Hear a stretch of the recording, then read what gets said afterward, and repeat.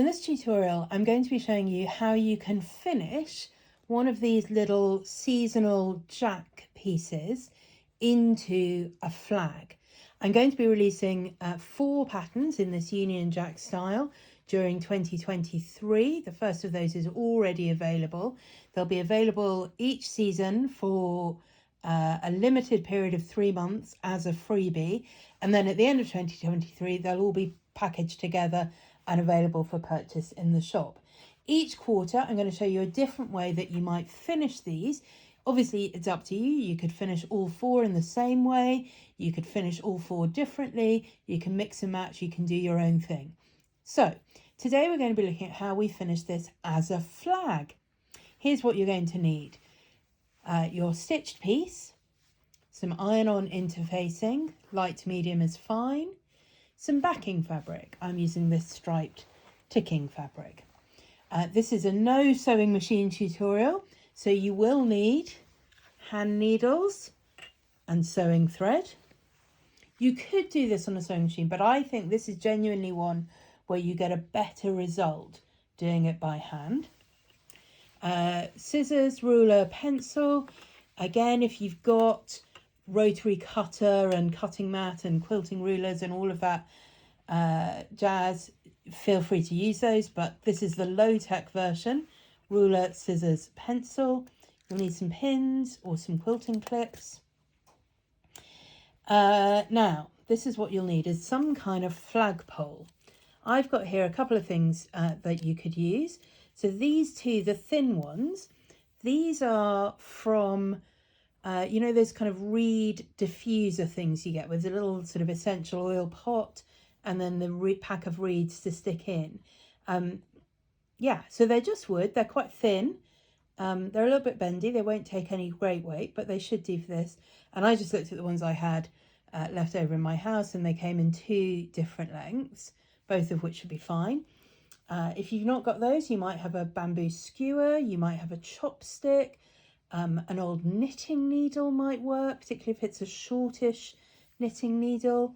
But what I'm actually going to use today is this dowel rod, which I don't know why I bought this or when, but I've had it sitting around in my craft room for a while. It is, let me give you an indication, it is an 1/8, somewhere between an 1/8 and what is that? Somewhere between 1/4 and 3/8 of an inch wide, or if you're in metric, I would say that is 5mm doweling, which you can buy at any DIY store. And this is thin enough and easy enough that to cut down the length, I literally just use my craft knife. So I sort of scored all the way around as deeply as I could go, broke it, and then just trimmed the end. It's all fine. And then you might want a little stand to put these in, and I'm going to be using an old cotton reel. Depending how you want to display it, you might not need a stand, but that's what I'm going to do.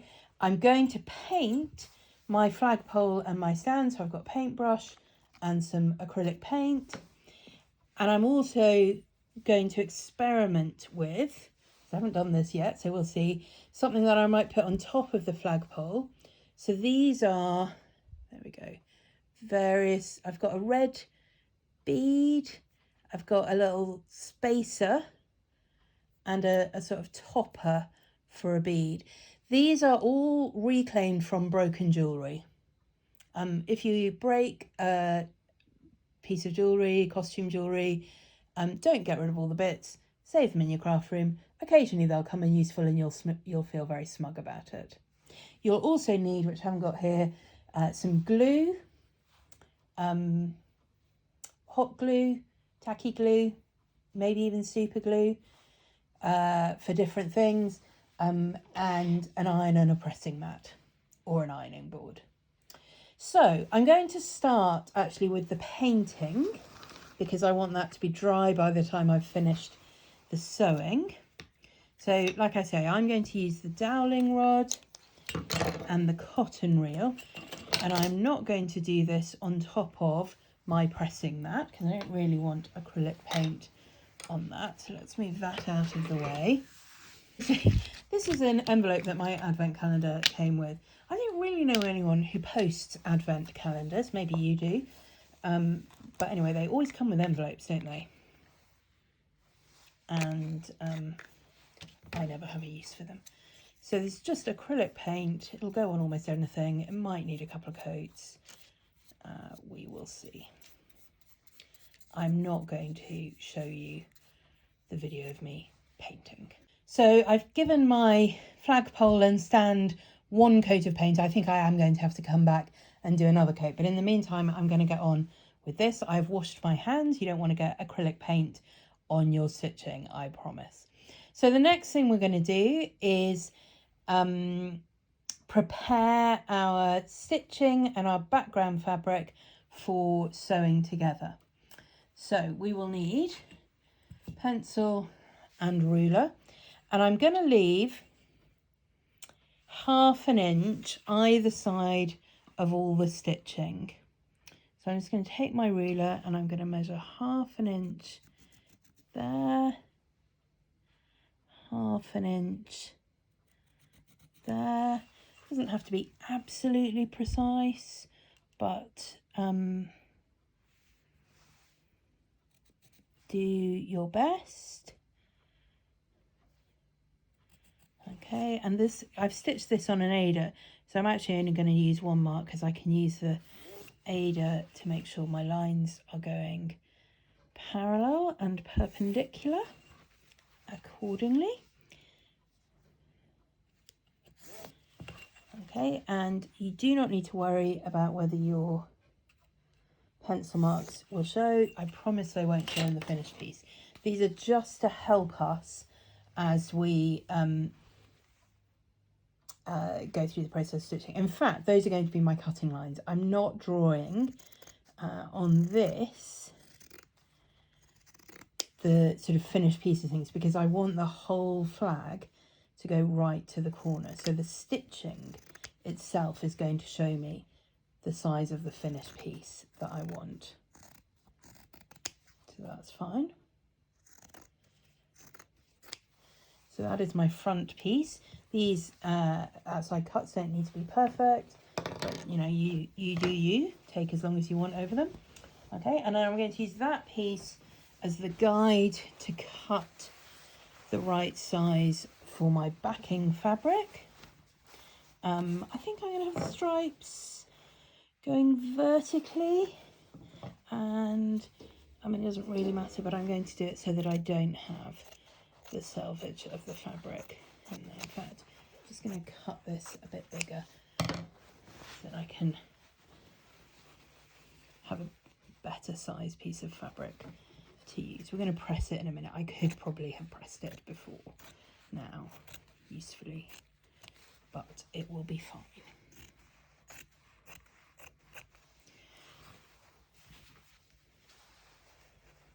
As on, I'm going to say as on the lavender sachet, but I don't think you'll have seen the lavender sachet video yet, so I won't use that as my reference. I will just say I am going to interface both of these pieces, and there are two reasons for that. I'm going to interface the front piece, partly because it is on Ada and it's not full coverage, and so there are holes which I would like you to not be able to see through. And secondly, because this backing fabric does have quite a distinct pattern that shows through. So I want to make sure that you really can't see those stripes as you're looking through the front of the piece. I don't know if you could, but I want to make doubly sure you can't. I also want this to not be the drapiest thing ever. I want it to be able to hold its shape. The other thing I am going to do, because I am really terrible at following patterns, even when they're my own, is I'm going to take a couple of stitches out of this. There's a stitch here, which is actually outside the edge of the fabric. That is the edge of the piece, and you can see that stitch comes beyond the boundary. So I'm going to take that out. And I also miscounted in the middle here, and that letter T should have one more stitch empty. I've not stitched the white, so I just need to take out that stitch of the red.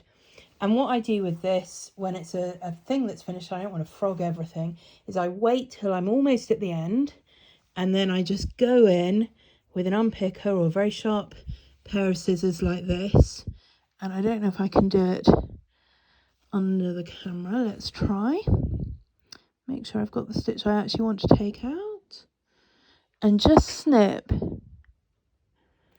the top stitch of the X like that. Check I've stitched through, cut through all of the thing. I think there's another strand in there. Okay, and then I'll go around to the back, find that stitch that I've just cut through and pull out the things. Now I generally, I don't think I can do this on camera, I have to have it so I can see really close. I generally do all my X's in one go rather than doing all the tops, all the bottom stitches and then all the top stitches.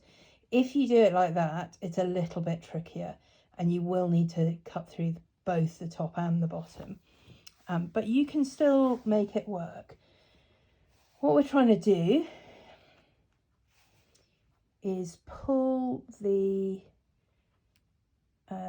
cut edges of the stitch that you've just undone to the back in such a way that you would look at it and go, but those are tiny and those are going to come apart. And I'm like, yeah, they would, but we are about to interface this, and the interfacing will hold those tiny little ends of thread over here.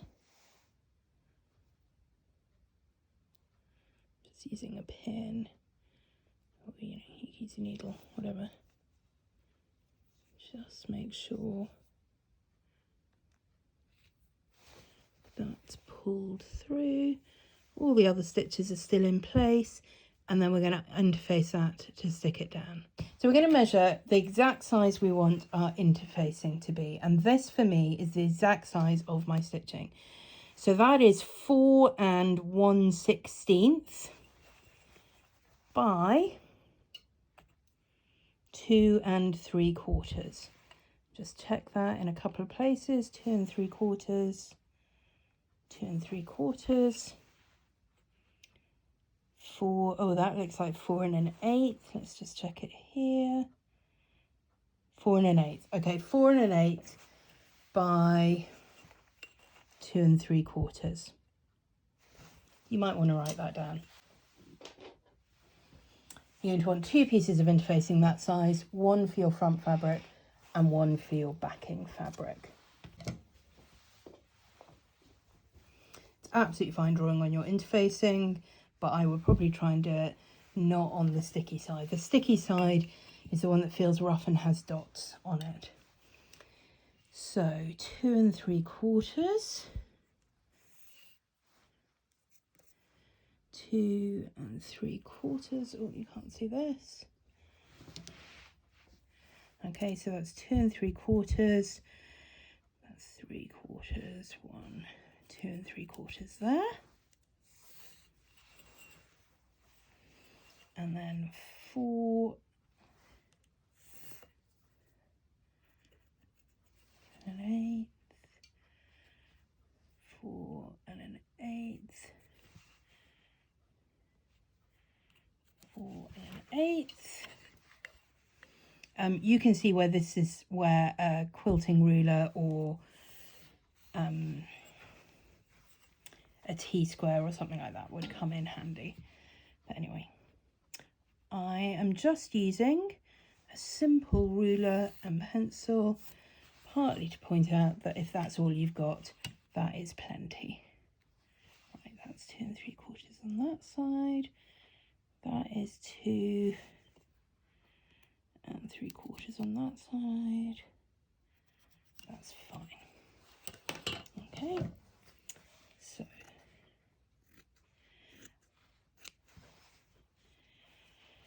this is fusible interfacing, so you are going to need your iron and a pressing cloth. That can be any bit of cloth. I'll probably just use some of my backing fabric. You could also use a clean tea towel. If you've got a good steam iron, that's probably all you need. If your iron is not a steam iron, or it's quite an old steam iron that doesn't give loads and loads of steam, you'll want your cloth to be damp. And all you do is just dunk it in some water and wring it out. You do not want it to be dripping, but you want it to be damp. Okay, so we've got our backing fabric and our cross-stitched fabric, and we've got our 2 rectangles of fusible interfacing. We're going to pop those down, and it should fit precisely as we measured it on top of those.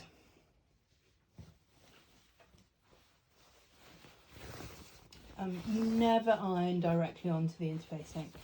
I think it's not great anyway, but it's also because if you do it wrong and you get the sticky side up, you've literally ruined your iron. I have recently discovered a thing for restoring your iron, and it is brilliant.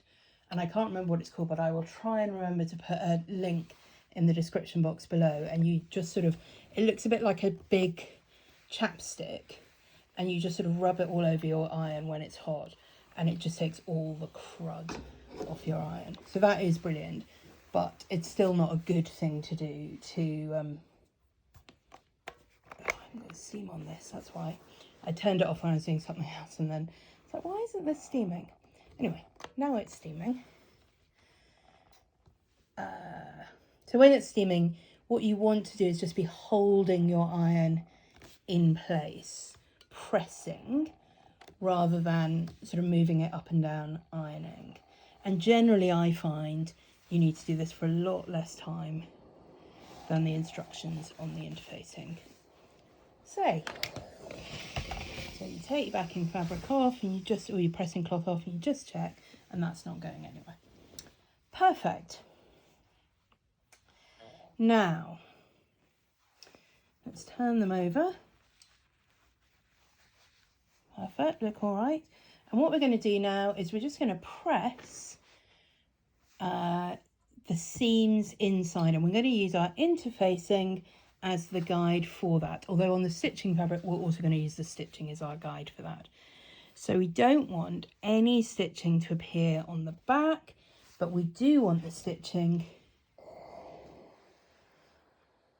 right up the edge. I'm going to turn the steam off for this bit because I've only just steamed the interfacing on, and I don't really want to undo the glue now. So we're just going to go around and fold over all of the seams up to, but not over, where the stitching line is.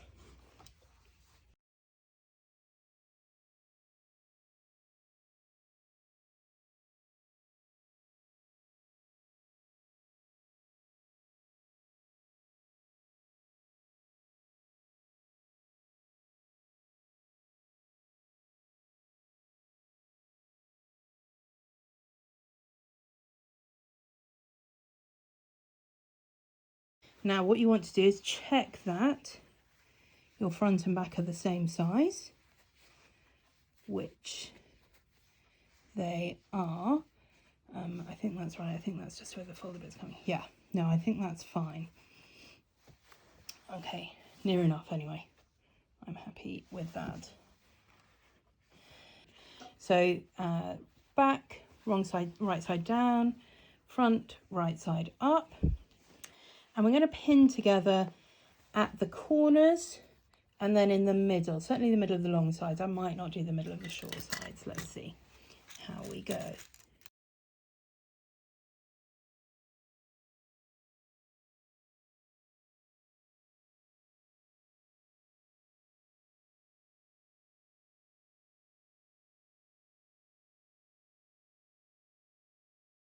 I'm going to start stitching.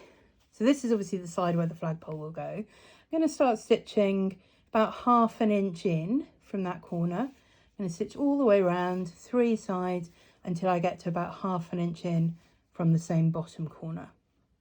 I'm then going to cut my thread, start a new thread, stitch up this side. So what I will be left with is just 2 holes here, which hopefully will be the right size for the flagpole to go through. If I need to tighten them up, I easily can do that later.